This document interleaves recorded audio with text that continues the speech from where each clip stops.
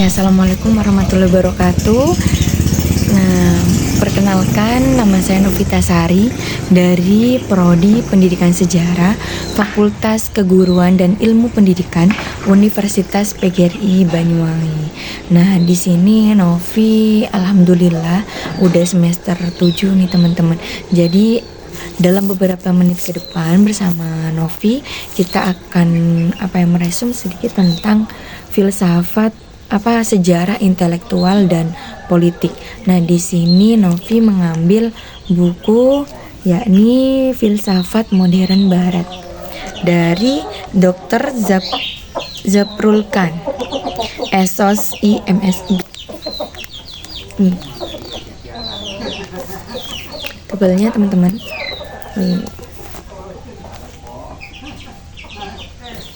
Itu ya.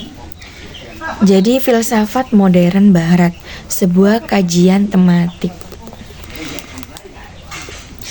Ini penulis Dr. Zaprul Khan, Esos IMSI, editor Nur, Tata Sampul Bayu S, Tata Isi Bayu S, Pracetak Wardi, cetakan pertama Desember 2018. Penerbit IRC Sot, Simpangan, Gang Perkutut nomor 325B, Jalan Wonosari, Batu Retno, Banguntapan, Yogyakarta. Teleponnya 4353 776 081 80 43 74879. Fax email 4353776. Email redaksi _divapress@yahoo.com, secret.divapress@gmail.com, blog www.blogdivapress.com, website www.divapress-online.com. Ini Perpustakaan Nasional, katalog dalam terbitan KDT. Zaprul Khan, Filsafat Modern Barat, Dr. Zaprul Khan, Esos IMSI, editor Nur Cet I Yogyakarta. Nah, 2018, 354 halaman, 115 kali 24 cm. Social Science Nur. Dalam ini ada kata-kata yang pertama yaitu dari Francis Bacon. Dalam episode panjang perjalanan sejarah umat manusia, kita telah menyaksikan sejauh mana monumen-monumen kecerdasan dan pengetahuan jauh lebih lama bertahta daripada monumen-monumen kekuasaan dan kekuatan negara. Bukankah kalimat-kalimat sastra Homer masih mampu bertahan selama 25 abad, bahkan lebih tanpa kehilangan satu suku kata atau huruf pun, tatkala istana-istana megah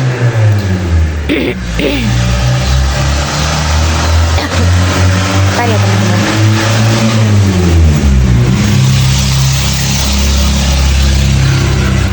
Dan kuil-kuil keagamaan, kastil-kastil mewah, dan kota-kota besar dalam sejarah telah mengalami kehancuran dan keruntuhan.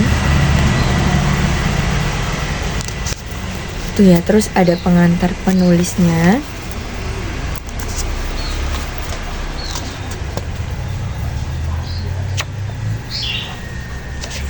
Pengantar penulis.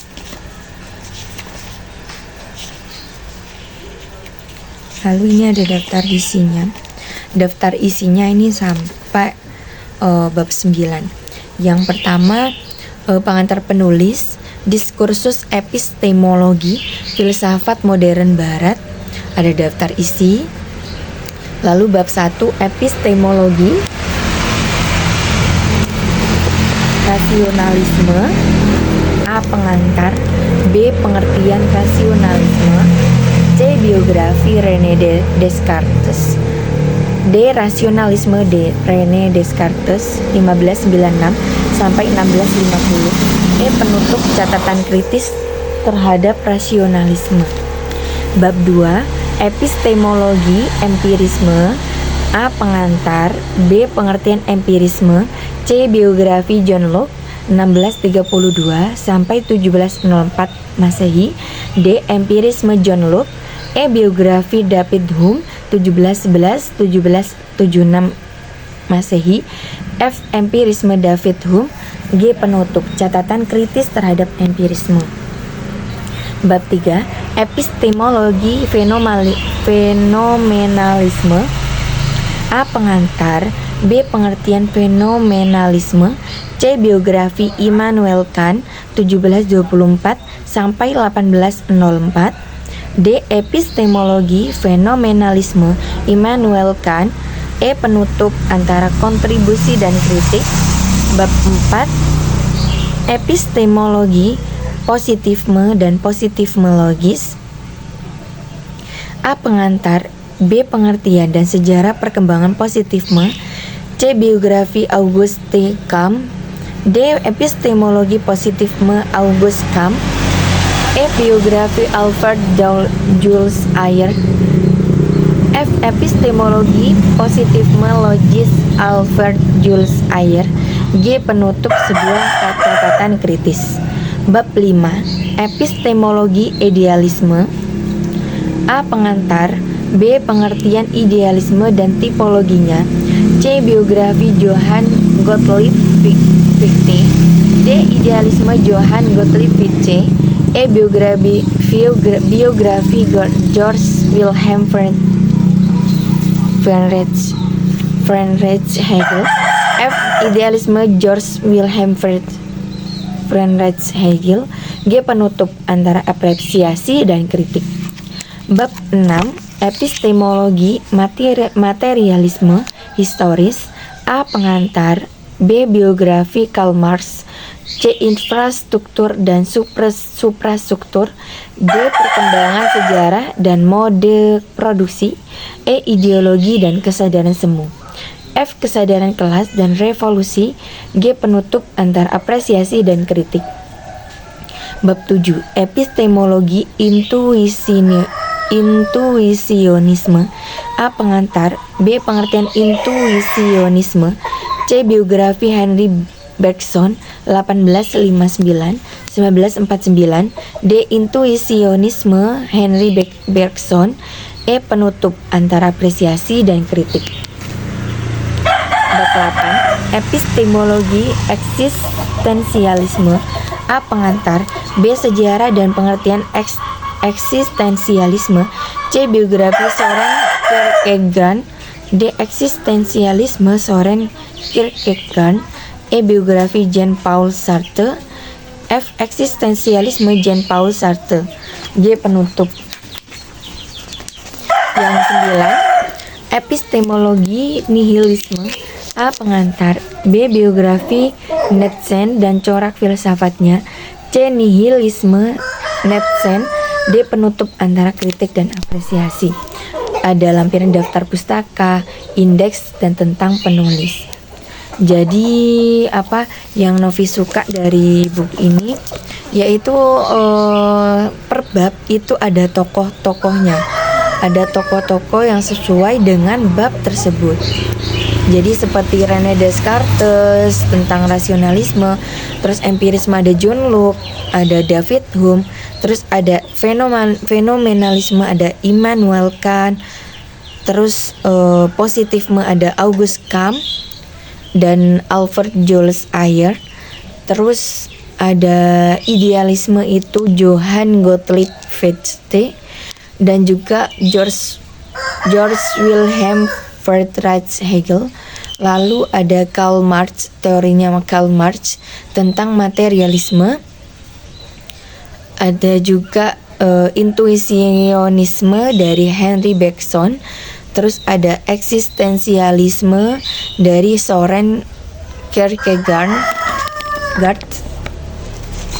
Terus yang terakhir ada nihilisme dari Nietzsche ya tadi ya. Jadi bab 1 ya teman-teman. Jadi teman-teman tentang bab 1 ini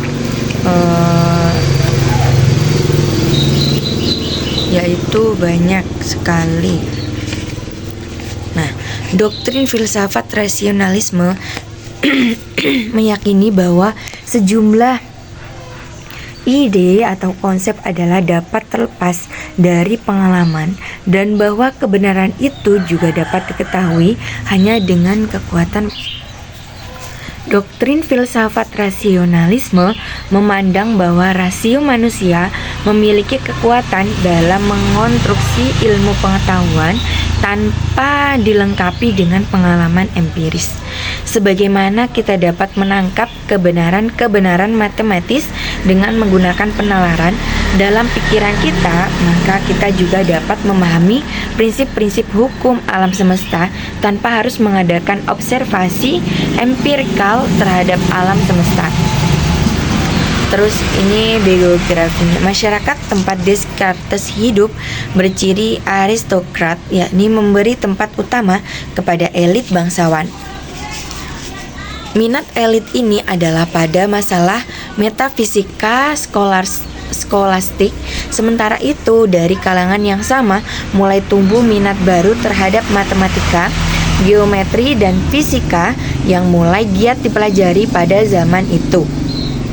Sampai usia tua, Descartes masih meneruskan kebiasaannya untuk terlambat bangun pagi. Selesai di La Velse, Descartes ke Paris. Sejak saat itu menikmati masa mudanya dengan melancong sampai ke Belanda, Jerman, Hungaria, Swiss, Italia, dan Swedia. Metode kesangsian metodis, René Descartes dianggap sebagai bapak filsafat modern.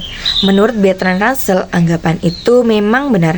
Kata bapak diberikan kepada Descartes karena ialah orang pertama pada zaman modern itu yang membangun filsafat yang berdiri atas keyakinan diri sendiri yang dihasilkan oleh pengetahuan akliyah. Descartes mengarang beberapa karya penting dalam bidang matematika. Prosedur yang disarankan oleh Descartes disebut keraguan metodis universal. Dari keraguan terhadap panca indera, Descartes mulai meragukan keadaannya sendiri, meragukan tubuhnya, meragukan eksistensinya sendiri. Sampai pada titik ini, penjelajahan keraguan metodis Descartes belumlah menemukan titik perhentian dan kepuasan. Dalam perspektif Bertrand Russell, kesangsihan metodis merupakan inti dari teori pengetahuan Descartes dan memuat hal terpenting dalam filsafatnya. Jadi, keraguan yang dibangun metode atau Descartes tidak berhenti pada keraguan itu sendiri.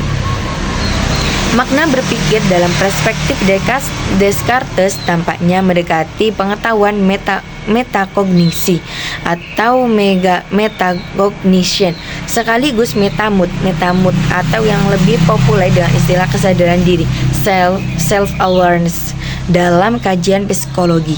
Dengan konsep ini juga Descartes mengakui keterkaitan antara eksistensi pikiran yang berpikir dan eksistensi tubuh jasmani sekaligus benda-benda eksternal yang ia pikirkan. Jadi Descartes mengklaim bahwa bila hendak badan melakukan sesuatu, ini memengaruhi kelenjar kerucutnya entah bagaimana, sehingga mulai suatu reaksi berantai yang berakhir pada berlangsungnya tindakan yang dikehendaki. Dengan penjelasan distinktif antara pikiran dan badan, Descartes menolak pandangan Plano, misalnya yang memperlakukan tubuh jasmani sebagai ilusi. Dalam perkembangan selanjutnya, pandangan dualisme Descartes ini di satu sisi memang bisa menyebabkan kemajuan di bidang sains, namun pada sisi lain menimbulkan problem yang serius. Pada para filsuf aliran empirisme memang sangat menekankan fakta-fakta empiris yang bisa diobservasi secara objektif melalui kapasitas indrawi kita. Empirisme berkeyakinan bahwa pengetahuan yang sesungguhnya adalah pengetahuan yang berdasarkan pengalaman atau pengetahuan jika kita diverifikasi secara empiris. Paham empirisme dapat ditelusuri akar-akar historisnya dari sejak zaman Yunani kuno. Meski Locke terkenal sebagai tokoh senior empirisme Inggris, namun filsafatnya jauh lebih kompleks dari istilah tersebut. Tugas suatu epistemologi yang ilmiah adalah menampilkan yang sungguh kita ketahui, beragam sumber pengetahuan, penggunaan yang tepat, dan di atas semuanya, batas-batas dan kapasitas yang meragukan dari pikiran kita. Secara metaforis, analogi bagi Locke kapasitas manusia itu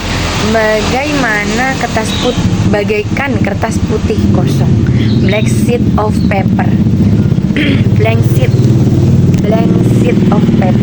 yang belum terwarnai apapun.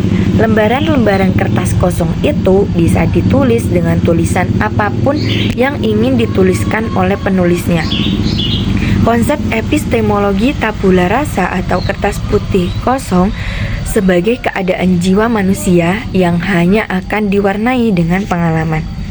Konsep dasar ide atau pengetahuan dalam pemikiran filosofis Locke adalah merupakan hasil interaksi antara suatu objek yang dipersepsi dan subjek yang meresepsinya. Jadi kita hidup dalam dunia yang hanya terdiri atas efek-efek dan pengaruh-pengaruh, efek dan efek.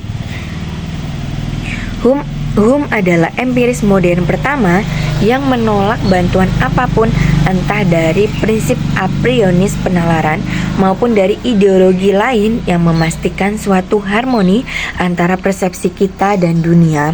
Dengan demikian, teori Hume tentang penyebab lebih melihat kita sebagai agen yang memproyeksikan peristiwa itu untuk cenderung kita sendiri yang menyimpulkan peristiwa yang satu daripada peristiwa lainnya.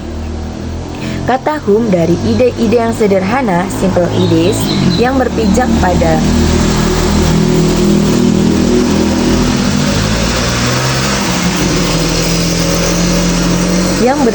pada kesan-pesan sederhana atau simple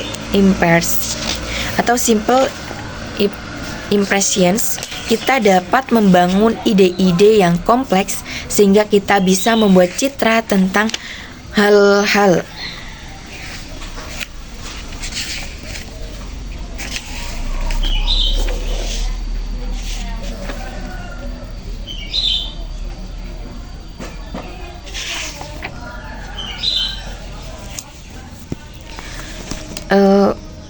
Sehingga kita bisa membuat citra tentang hal-hal yang tidak eksis. Berkenaan dengan kesadaran diri pun, Hume bersikap skeptis bahwa kita tidak memiliki kesadaran diri secara solid. Hume meyakini semua gagasan kita berasal dari kesan yang kita dapatkan melalui pengalaman. Jadi sepanjang waktu kita semua harus menjalani kehidupan atas dasar keyakinan-keyakinan mendasar mengenai realitas, meski kita memang tak pernah bisa yakin 100% apakah keyakinan-keyakinan kita benar. Persoalan khusus aliran filsafat empirisme ialah menerangkan konsep dan keputusan universal hanya lewat pengalaman saja. Fenomenalisme adalah suatu doktrin filosofis yang berpandangan bahwa kita hanya mengetahui sesuatu berdasarkan yang tampak. Kehidupan Kant sebagai filsuf dapat dibagi atas dua periode, yakni zaman praktis dan zaman kritis. Dalam perspektif Kant, sebelum melakukan penjajahan filosofis untuk menurunkan wacana-wacana filsafat, seorang filsuf semestinya menguji terlebih dahulu sejauh mana kemampuan dan batas-batas yang dimiliki oleh alat yang digunakannya, yakni akal. Pengetahuan merupakan hasil kerjasama antara panca indera dan pemahaman akal. Kant mengidentifikasi ruang dan waktu yang bersifat inherent dalam diri kita sebagai bentuk-bentuk inversi indrawi yang mendahului setiap pengalaman persepsi indrawi yang kita lakukan. Forms of intuition yang dapat kita lakukan dari objek-objek tersebut hanya fenomena atau substansi hanya penampakan gejalanya saja, sementara noumena atau substansi dari objek itu sendiri tidak dapat kita ketahui. Dengan demikian, dalam epistemologi fenomenalisme, proses pengetahuan manusia berpusat pada subjek manusia itu sendiri, bukan pada objek. Positifme sekarang merupakan suatu istilah umum untuk posisi filosofis yang menekankan aspek faktual pengetahuan, khususnya pengetahuan ilmiah. Dan umumnya positifme berupaya menjabarkan pernyataan-pernyataan faktual pada suatu landasan pencerapan atau sensasi. Atau dengan kata lain, positifme merupakan suatu aliran filsafat yang menyatakan ilmu-ilmu alam atau empiris sebagai salah satu sumber pengetahuan yang benar dan menolak nilai kognitif dari studi filosofis atau metafisik. Secara historis sosiologis, sedikitnya ada 3 tahapan kunci dalam sejarah perkembangan positifme. Pertama, mengacu pada positivismenya Saint-Simon, Auguste Comte, dan para pengikutnya pada abad ke-19. Kedua, mengacu pada positifme logis seperti yang dikembangkan di Wina dalam Camberg selama awal abad ke-20. Dan terakhir, mengacu pada model deduktif normologisnya Ernest Nagel dan Karl Hempel pada pertengahan abad ke-20. Positifme logis dewasa ini menjelaskan pengetahuan ilmiah berkenaan dengan 3 komponen, yakni bahasa teoritis, bahasa observasional, dan kaidah-kaidah korespondensi yang mengaitkan keduanya. Kendati positifme logis dikembangkan sebagai suatu basis interpretatif bagi ilmu-ilmu alam, ia sudah diperluas ke ilmu-ilmu manusia. Sedangkan positifme model deduktif normologis Nagel dan Hempel memiliki pengaruh yang lebih signifikan terhadap ilmu-ilmu pengetahuan sosial, menyajikan suatu pandangan yang rapi dan langsung tentang pembentukan dan pengujian teori ilmiah yang bisa diterapkan baik untuk ilmu-ilmu pengetahuan sosial maupun ilmu-ilmu pengetahuan alam.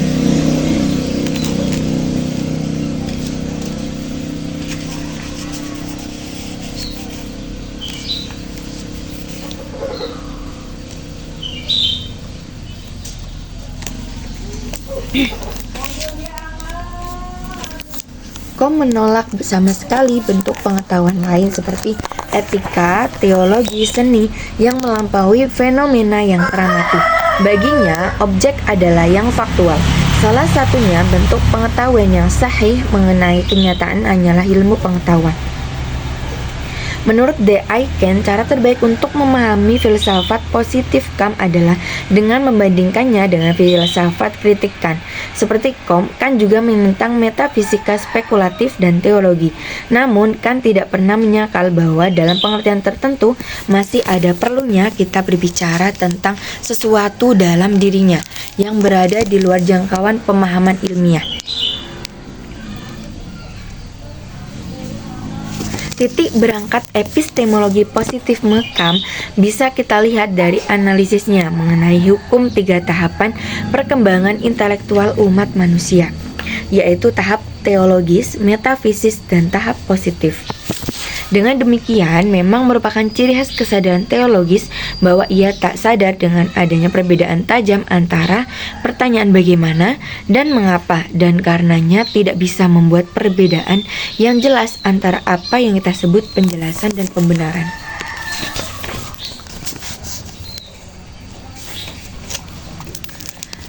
Positifme logis merupakan aliran pemikiran yang membatasi pikiran pada segala hal yang dapat dibuktikan dengan pengamatan atau pada analisis definisi dan relasi antara istilah-istilah.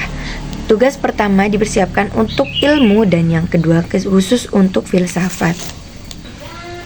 Dengan demikian, pandangan para filsuf aliran positivis logis dapat diringkas bahwa hanya kalimat-kalimat logika, matematika, dan kalimat-kalimat mengenai pengamatan indrawi yang mempunyai makna. sedangkan kalimat-kalimat lain dianggap tidak absah dan hanya berdasarkan kekacauan dalam pemakaian bahasa. Selanjutnya, prinsip verifikasi empiris epistemologi positifmologis ini mempunyai implikasi radikal bahwa semua kalimat metafisika, teologi, etika, dan estetika harus dianggap tidak bermakna dan karena itu tidak sah. Idealisme adalah suatu pandangan dunia atau metafisik yang mengatakan bahwa realitas dasar terdiri atas atau sangat erat hubungannya dengan ide, pikiran, dan jiwa. Dunia mempunyai arti yang berlainan dari apa yang tampak pada permukaannya. Dunia dipahami dan ditafsirkan oleh penyelidikan tentang hukum-hukum pikiran dan kesadaran, dan tidak hanya oleh metode ilmu objektif semata-mata. Natur atau alam yang objektif adalah real, dalam arti bahwa ia ada dan menuntut perhatian dari dan penyesuaian diri dari kita. Meskipun begitu, alam tidak dapat berdiri sendiri, karena alam yang objektif bergantung sampai batas tertentu kepada mind, jiwa, akal. Kaum idealis percaya bahwa manifestasi alam yang lebih kemudian dan lebih tinggi adalah lebih penting dalam menunjukkan sifat-sifat prosesnya daripada manifestasi yang lebih dahulu dan lebih rendah. Kaum idealis menekankan kesatuan organik dari proses dunia. Keseluruhan dan bagian-bagiannya tidak dapat dipisahkan kecuali dengan menggunakan abstraksi yang membahayakan, yakni yang memusatkan perhatian terhadap aspek-aspek tertentu dari benda dengan mengesampingkan aspek-aspek lain yang sama pentingnya. Idealisme Fichte dibangun dari tilikan kritisnya terhadap pemikiran filosofis Immanuel Kant.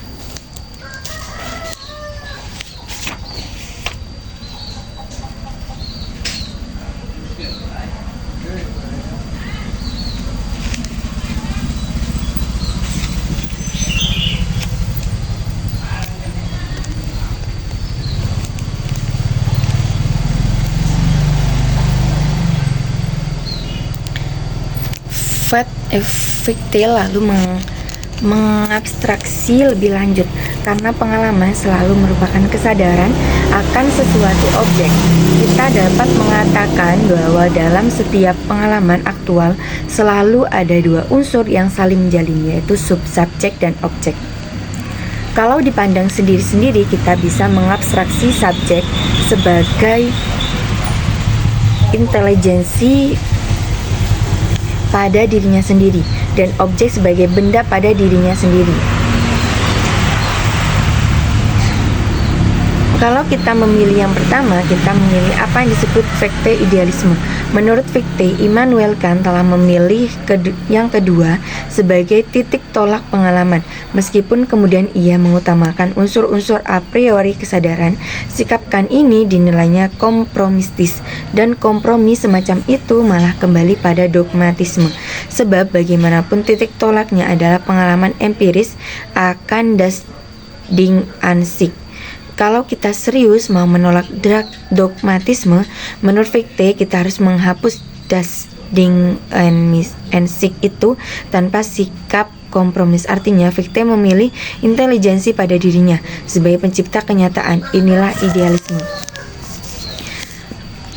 Menurut pendapat Fichte, filsafat harus berpangkal bukan dari suatu substansi, melainkan dari suatu perbuatan atau tanhandrung, yaitu aku absolut mengiyakan diri sendiri dan dengan itu mengatakan dirinya sendiri. Dengan kata lain, realitas seluruhnya harus dianggap menciptakan dirinya sendiri, self-creating. Dengan cara inilah Fichte bermaksud juga memperdamaikan pertentangan antara rasio teoritis dan rasio praktis yang terdapat dalam filsafat Kant. Rasio teoritis tidak dapat ditempatkan pada awal mula, tetapi didahului dan dirangkum oleh suatu perbuatan. Oleh karena itu, memang pada tempatnya lah jika filsafat Fichte disebut idealisme praktis. Salah satu pokok konstruksi filosofis Hegel adalah dialektika. Menurut Hegel, setiap gerakan menciptakan suatu pertentangan atau gerakan, setiap aksi memunculkan reaksi, dan setiap pertarungan di antara kekuatan-kekuatan yang bertentangan menemukan penyelesaiannya dalam suatu unsur baru ketiga yang akan menggerakkan proses baru, sehingga karenanya jelas akan memunculkan suatu reaksi baru. Dalam pandangan Hegel, rasio bersifat kritis, tidak dengan cara transenden dan ahistoris. Seakan-akan rasio itu sudah sempurna pada dirinya. Rasio menjadi kritis justru kalau ia menyadari asal-usul pembentukannya sendiri.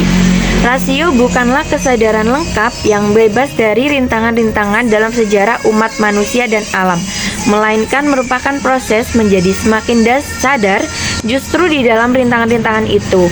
Jika rasio menyadari rintangan-rintangan mana yang menghalanginya untuk menjadi semakin rasional dan semakin sadar, rasio melangkah ke kualitas rasionalitas yang lebih tinggi. Menyadari adanya rintangan-rintangan itu dalam pandangan Hegel sama dengan menyadari asal-usul kesadaran. Dengan kata lain, kesadaran rasional kita akan sesuatu muncul justru setelah kita merefleksikan rintangan-rintangan itu, dan karena munculnya kesadaran itu, kita dapat membebaskan diri dari rintangan-rintangan itu untuk menjadi semakin rasional. Proses rasio menjadi semakin rasional di dalam sejarah ini oleh Hegel digambarkan dalam suatu model yang termasyhur, yaitu dialektika tuan dan budak. Nah, mungkin itu yang dapat Novi sampaikan nih teman-teman tentang buku Filsafat Modern Barat. Nah, ini bukunya bagus sekali teman-teman ya, tentang filsafat dan intelektual, bagaimana cara kita untuk berpikir secara rasional. Nah, ini lebih bagus ya teman-teman.